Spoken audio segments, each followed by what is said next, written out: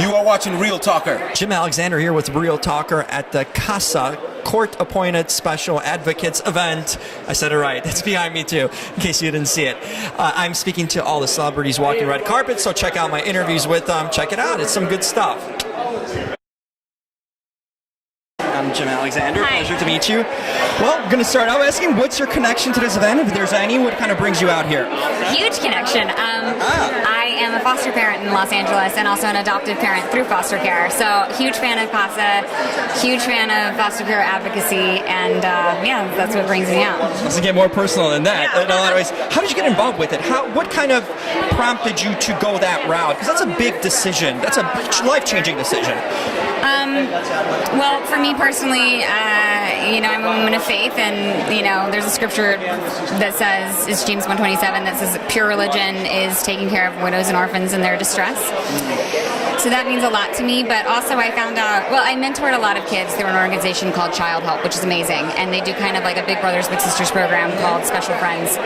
And so I got really close to kids who were in foster care, and that was part of it for me, but also I learned that Los Angeles alone makes up 10% of the children who are in foster care in the United States. Our one city, 10%, you guys, that's horrible. It's a horrible statistic. And they just need good foster families because we're here chasing our dreams. That's what we do in LA. We stay young forever and we chase our dreams. And so nobody got time for foster kids. And I was like, sign me up, I'll do it. I love that because we kind of, in a sense, in this city, you kind of look for your own career. You focus on the things where there's somebody else in need, and you don't kind of open up your eyes in a lot of ways. It's so great to hear that, you kind of educate yourself on this and then are a participant in this, which is you're making a difference in that way. Thank you. Yeah, and it's amazing because the ripple effect you really have on any child that you save. Let's say you save one. Yeah. The ripple effect that you're going to have is tremendous because child abuse and neglect is a cycle. Moms who were raised in foster care are 600 times more likely than the average citizen to have a child who also ended up in foster care. And I know that firsthand. And it's amazing. I think it's 51% actually, a little over 50% of the United States population, when surveyed, they think that children in foster care are criminals, and you're like, no, they're not. They might become criminals if we don't do something, but this is a chance to step in and say, you are loved. You were in a high abusive and high risk situation, and I can take you out of that. I can give you a safe place, and I can, help you get where you want to go. And that's a huge part of what CASA does. If anybody doesn't know, CASA stands for Court Appointed Special Advocate. I think they have them a lot of places, but it's something that's very unique in LA that they do very well. But there's only 1,000, and like I said, there's about 40,000 kids in the LA foster care system. So if you don't want to be a foster parent like me, you don't want to 365, 24/7 hours a day. You can become a CASA, and if you're busy, you can. It's not like they don't have okay, you have to be here for 12 hours. It's like, well, you take this case on, and if you won't, you do another one. But when you get involved as a CASA, these children, they find permanency. They're more likely to find permanency, which means they're not getting bounced home to home. They're more likely to get adopted, which is a whole complicated thing. The goal of foster care is not adoption, but you do want permanency for the children. You don't want them to just keep floating through the system. They're more likely to have that if they have a court advocate. Because as foster parents, we don't have rights. I can't go to the court case. I can't tell you what my child needs, but a court advocate can. So what they do is amazing, and we need more people. We really need people, and it's not a big time commitment. So no better source than you right here. Yeah. Now let's get to the lesser kind of important things, but still important for your career. What are you working on? I mean, the fostering is kind of the main thing here, but fostering is the main thing. Yeah. But tell me about what you're working on and where can you be seen? What's going on? Thanks. So I have a couple movies that are in post right now. I have one that premieres on Hallmark Channel called... My mom's probably going to be watching it. My mom's totally going to be watching. Most of the country will. Dude, Hallmark Channel is where it's at. If it's Saturday, it's Hallmark Channel. It airs May the 4th, which I love, right? Star Wars Day. May the 4th be with us at 9 p.m. It's called Paris, Wine, and Romance. It has nothing to do with Star Wars. And it's super fun. I have a couple more movies in post. I have an album coming out soon. And then mainly right now, I'm just cooking a baby girl, adopting my oldest and fostering his little brother and then cooking her. So we're so busy. Yeah. You are beyond busy. I'm going to let you go enjoy this night in that case. Thank you so much. Thank you so much. Jim Alexander here with Real Talker with Joe Minoso. Joe, what brings you out here today to this event? Any involvement? What else could bring you out here? You know, CASALA.org, they're just an incredible organization. The opportunity to be able to raise awareness for what foster kids go through and how limited their resources are is incredibly important to me, just because it gives you an opportunity to help a kid step up, just grow, get out of the situation that they're in. I come from a low-income situation myself, so just... You grew up in the Bronx, right? So you've seen these things. Oh my things. God, you know that. I love it. Yes, I have seen these things. You know, a lot of friends that I grew up with were in foster situations. So just to be able to highlight an opportunity to make somebody help them grow, you know, find a way out, or an opportunity to just advance in a way that they wouldn't otherwise know. You know, a lot of these kids don't even understand the world outside of where they're at, you know, so just to be able to show them something outside of the pocket they live in is a gift. And so I think Casa LA does that beautifully, and that's why I'm here to support. And it's like we're in a sense fostering our future in the same things, future doctors, future leaders of this country in a lot of ways too, right? I couldn't agree with you more, you know, and the reality of that is that a lot of these kids that are in foster situations are children of color. And any opportunity that I have to kind of highlight those kids to help them grow to exactly that, you know, to be able to say, yeah, I can be a doctor, yeah, I can be a lawyer. These are things that are actually achievable, and that's where I think CASA plays the most important role, because I think you can see that great marriage of philanthropy and the justice system and how they can find what it really means to be a part of that world. So, you know, there's no better place to kind of come and help and celebrate, you know, this organization. You know, you've been a pillar in a sense of my hometown, Chicago. Being You're on from Chicago? I'm from Chicago. I had no idea. Where in Chicago? Right by Rosemont, to Des Plaines. Oh my God, yes, absolutely. I play golf around there. Oh, there you go. I remember, I just moved here to LA like less than a year ago, so I'm very familiar with how big Chicago Fire, and it really transformed our industry in Chicago. The filmmaking, it became part of the community, with the studio being built where you guys shoot in a lot of ways too. How has that experience been for you for a show that's been so long running, in a sense, that's spinned off to others? I mean, it's meant a lot to Chicago. We're really proud of having the show and being part of now our community in a sense, but what has it been like for you to see this kind of growth in that city and being part of the show? Well, you know, I've been in Chicago myself since 2004. I graduated from Northern Illinois University, so I know Illinois and Chicago. That's right, buddy.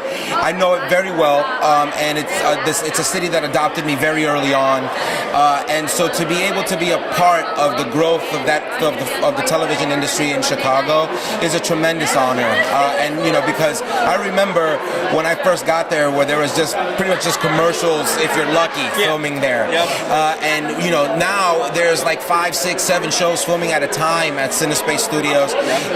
It just keeps growing bigger and bigger. It's like I think they're building to become the largest studio in the country, which is it's insane. And so to be able to be a part of that, you know, to be able to say I kind of helped, that is humbling. And I'm so happy to be a part of it. I love the city. I love that we represent it. I think we do it justice, and I'm just happy to be a part of it. Speaking of that, you really guys do it. You guys shoot on real location. There's no, 100%. You shoot in real communities. You go to real parts. cold. Yes. I've seen the truck set up. I've seen around the city where we went running. I'm like, oh, Chicago Fire is filming.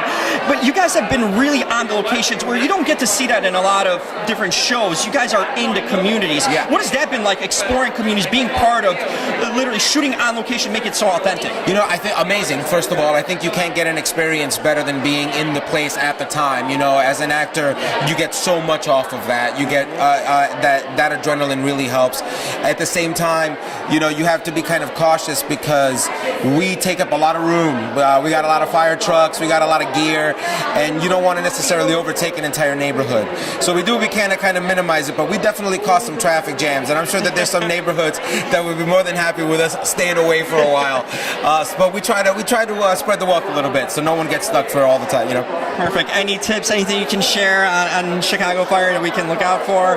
Well, you know, our big season finale is coming up in a couple of weeks, and as always, you are going to find Firehouse 51 in an incredibly perilous situation. So, you know, many lives are in the balance, so, you know, it's exactly what you want from Chicago Fire. A bunch of us ready to die at any moment.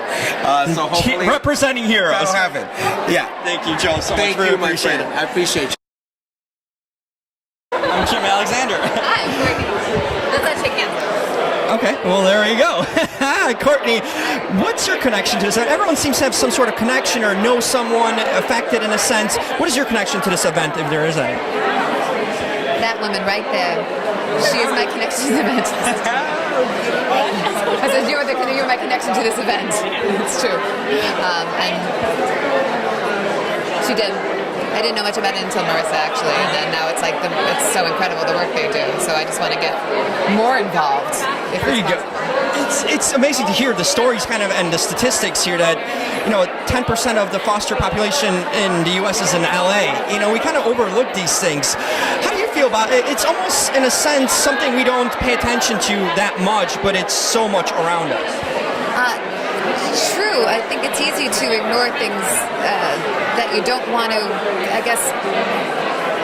see, really. I mean, that's kind of like an outstanding sort of statistic, really, I just think bringing more attention to it is where it's at. So that's what we're doing right here, right? Yeah, I think so. I think this is a good way to spread the word in a lot of ways. Cobra Kai, it's now season 2. Tell me about it. Tell me about season 2. Anything you can share. I mean, it's really garnered a huge following. Well, it had a huge following with the Karate Kid, and I feel like it's just like quadruple just based on the show. A new generation. It's like 2 generations over. Generations of craziness. It's so good. What can I tell you? Lots of fights. More fights than last season. But it's awesome. Awesome. I'm having a viewing at my house after this, so I actually haven't seen any of it yet. There you go. So it's going to be fresh for you too. But growing up, I'm not sure what age you were when you were growing up, but I grew up with the Karate Kid too in a lot of ways. Born yet. That's right. She grew up later on in life watching it. It's now like I mentioned, a whole new generation, but it's still in a lot of ways the same feeling too. And everyone's grown up, but it still gives you that first thing. What is your kind of connection to the youth in a sense of it, the original Karate Kid and the new version of it that we're getting? I think the original story of the Karate Kid was such a universal one, the underdog, right? And so that just translates. If you watch the Karate Kid now, it's still a movie that holds up, and even the soundtrack's pretty awesome. So I feel like it wasn't that hard. The creators did a really wonderful job of just keeping that feel, that heart, that spirit. underdog, that spirit anyway, and just translating into now, which the same. I mean, everybody's doing the same stuff. Bullies, not fitting in, feeling out of place, and karate. Everybody does karate, right? That's right. Helps to know. Anything else you're working on? Any other projects? No. I just had a baby, so I'm working on making sure Spit Up is not on my shirt right now. How is that, being a mom and now having a show come out? What's the responsibility change for you? It's not overwhelming if that's what you think. It's great. It's awesome. It's a lot. It's a lot of good things happening all at once. Anything you've learned already from? Is this your first child? Or? Second. Okay. Is it different this time around? It is. She's a girl.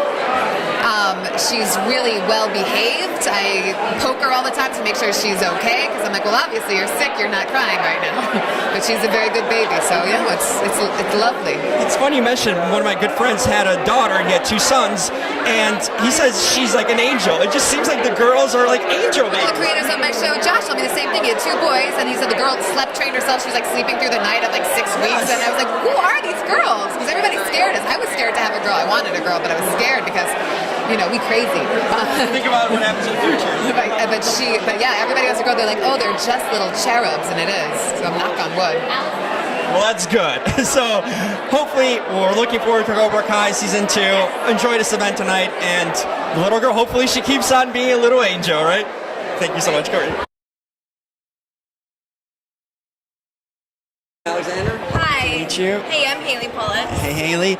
So I was recently exposed to you. My mom's in town, and she's watching General Hospital every day. And guess what? I'm watching with her. Yes. Tell me about it. Tell me about working on the show and anything you can share potentially. Gosh, I mean, I've been there for so many years now. This is my 10th year being on the show. So it's my home. It's my family. I love everyone so dearly. It's so much fun to be on the show.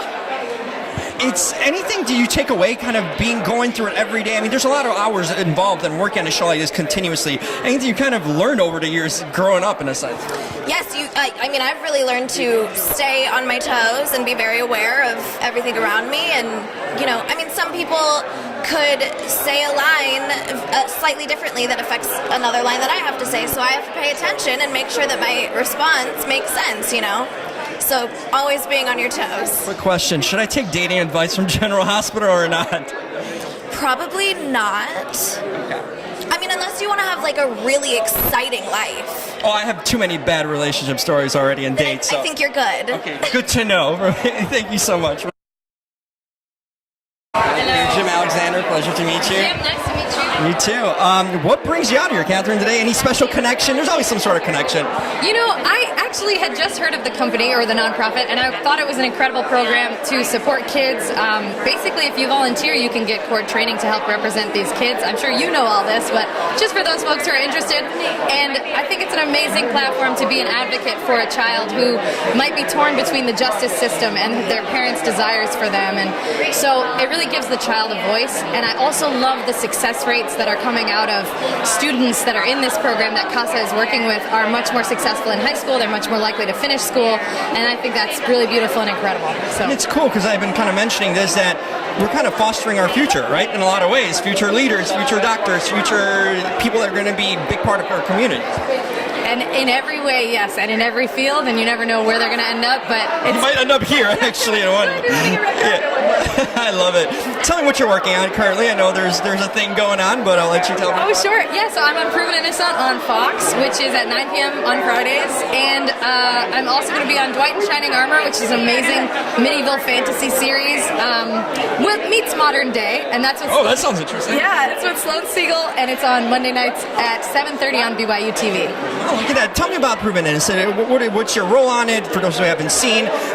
Elaborate what they can expect when they tune in and see it. Yes, so I play Isabel Sanchez, who is a young attorney. She's a recent graduate from Northwestern School of Law, and Hey, my hometown of Chicago, yeah. Oh, that's awesome. I did a radio show at Northwestern, so I'm familiar. Very cool. Lots of good training. Chicago, Streets of Chi have lots going on. And so she comes in to work for Kelsey Grammer's character, who is Gore Bellows, and she comes and works for his office and learns the ins and outs of the intrigue and the drama of what it's like to work in the Cook County State's Attorney's Office, which There's is a lot going on there. in the news right now. So, yeah.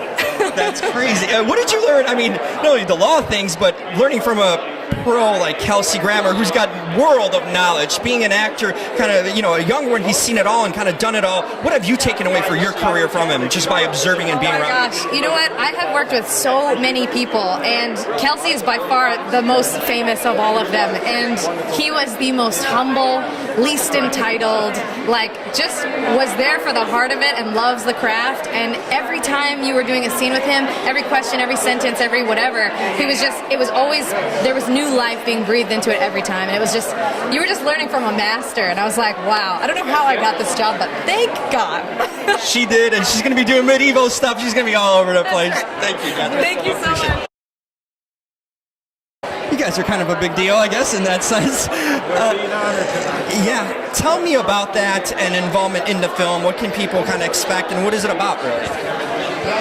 The film is called Foster. It's going to be on HBO May 7th, and it's about the foster care system and all the people in the child welfare system who are necessary to help kids in foster care. It's a representative sampling of 5 different stories that could occur any place across the country. What are some things that kind of a regular person at home should be aware of about fostering that might not know of, or anything we could even do in our everyday lives? I think the importance of a consistent, caring adult in a child's life is extremely important. It reinforces a child's belief in himself or herself and in their potential. People can engage according to their capacity. It's everything from volunteering, mentoring, to becoming a foster parent or an adoptive parent. But you could help with the resume. You could do a Christmas drive. You could donate. There's so much that people can do. You could become a CASA and help a court advocate for these children. Is there anywhere people can go? Is there a website to learn more about this, or the film and in general about? There is a website for our documentary, and it's called, you go on, I think if you Google HBO Foster documentary, you'll find our website. good start. Yes. We hope everybody watches on May 7th. Thank you so much. Really appreciate it. Jim Alexander here with Real Talker. I'm speaking to Gia. Gia, what's your connection? It seems like someone has some sort of connection either through friends or family. What's yours to this event? Honestly, for me, it's just about supporting community. As a trans activist, I'm here representing the LGBTQ community. For me, an event like this hits home simply because I know what it means to not be accepted.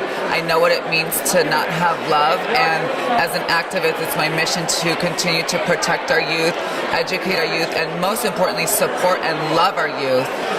It breaks my heart to know that there are children out there that are not able to grow up with a home or families, but I do believe that it is up to people like myself and everybody else here to come to events like this, show our support, use our platforms, use our voices for those that may not have one. How do you think at home, just kind of like the everyday person can contribute or get educated about this? Because we don't know so much. I heard someone say on the red carpet, there's 10% of LA, 10% of the foster population is in LA itself. It's a huge number. It's a huge number, and as a newcomer here to LA, it's heartbreaking to me, and it's obviously such a big deal. I know youth out there that is currently without a home, and I am doing everything that I can to donate, research, and educate and just spread awareness. It sounds cliche, but the internet is huge. You can literally Google just about anything nowadays that you want to find out about. And I just suggest that people continue to stay alert, stay awake, and know that there's a life outside of your own. And if you have it in your heart to reach out and try to give your part and do your part. Fantastic. Where can people find you right now? What are you working on currently? Anything coming up? I'm currently working on building my platform some more as an activist. I'll be conquering Pride events this year, speaking, performing. I have tours coming up, and more projects, so just stay tuned. Thank you guys so much for inviting me. It's an honor to be here today. And where can people reach you? Social media or anywhere? Yep, you can find me on Instagram at Gia_Gunn and YouTube at Gia Gunn Entertainment. Gia Gunn. She's spreading the knowledge to everyone. Thank you so much. Jim Alexander here with Christina Moses from, hi. There you go, from everything. Christina, what's your connection here? Everyone seems to have some sort of connection to this event. Anything that resonates with you being here? Well, just in terms that one of the things that move me and motivate me more than anything in the world is to make people feel loved and appreciated and seen, valued, and heard, and this is exactly what this is about. I happen to be on a show that fulfills that for me as well. I'm on A Million Little Things, and our show is all about that. Loving the hard-to-love parts of ourselves and each other. That's interesting. You mentioned your show, and we've been seeing over the last couple of years a lot of shows like these come out focusing on family and life in general in a lot of ways, and people are taking into it. They're really taking into these shows. What do you think personally is that resonating thing that we are embracing that as viewers and as a society and community that we want to see these stories, these kind of real life, hard-hitting family ups and downs stories? Sure, I think it's because we're so bombarded right now with so much politically, so much socially, and in good and in not so great ways. But you know what I mean? That we're just like inundated with all of this information. And technology is amazing. Social media is wonderful, and it has allowed us to connect all over the world and share ideas. But at the same time, we're a little bit removed from each other. And I think the one thing that people want more than anything in the world is to connect. And so that's what these shows are providing. Any tidbits you can share or anything like that? I'd be remiss to ask. Like what kind of tidbits? I don't know. Like spoilers, rumors, anything like that. Nada. You've been trained well. Watch the show. I think that's a good thing.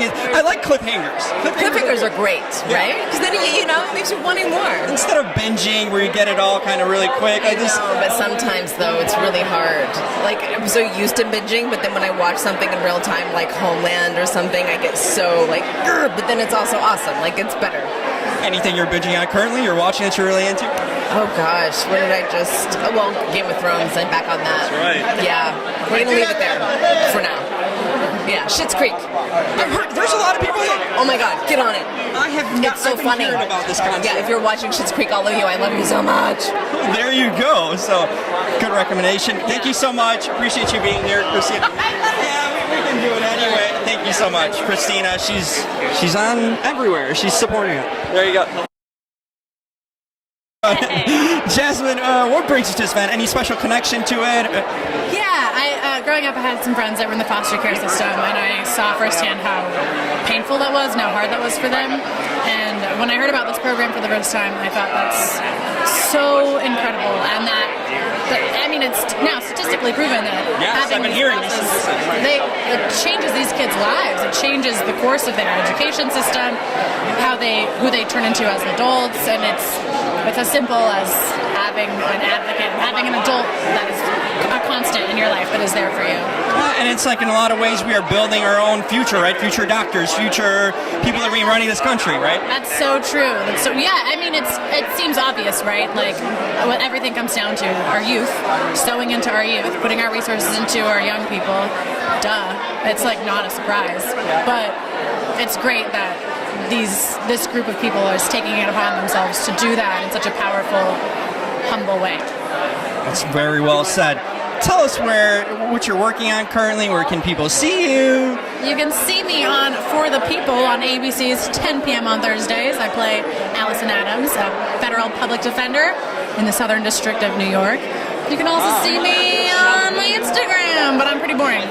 Why would you say that? I don't know. I just don't post a lot. I just post what's interesting to me, and it's mostly just my cat. That is interesting. That's a cat is much better than a pink wall, in a lot of ways. Thank you. And my cat has no eyelids, so that makes her even more unique. And she's the love of my life. Was she adopted by any chance? Yes, she was. Oh, there we go. Comes full circle. Exactly. I like that. And especially even on your show, it's kind of a connection, federal, that legal system. It's a lot. Have you learned anything from the show that stuck with you, that kind of you take and incorporate into your own life? Well, the biggest takeaway I've had so far is mandatory minimums on sentencing, and I feel like we've been hearing more about that just online and in the media lately, but these mandatory minimums are insane. It's like the difference between like 3 grams of Coke, let's say, and 4 grams might be the difference between a year in jail and 15. I made up that statistic, but as an example, it's crazy. And some of these, sometimes it's young people who just were trying to, or like a parent or someone in a bad situation trying to make ends meet. They're not a criminal. They're not violent or a danger to society. They were just trying to do what was right for their family, and they get into a big mess, and they shouldn't be thrown away into prison forever. So it's just really changed my thinking about our criminal justice system and prison and how we handle crimes. Not all are equal in a sense, right? Definitely not. Definitely not. That's well said. That's an education right there for me and for everyone else out there. Thank you so much, Jasmine. Yeah, I appreciate it. Enjoy the night. Pleasure. Thank you. Good night.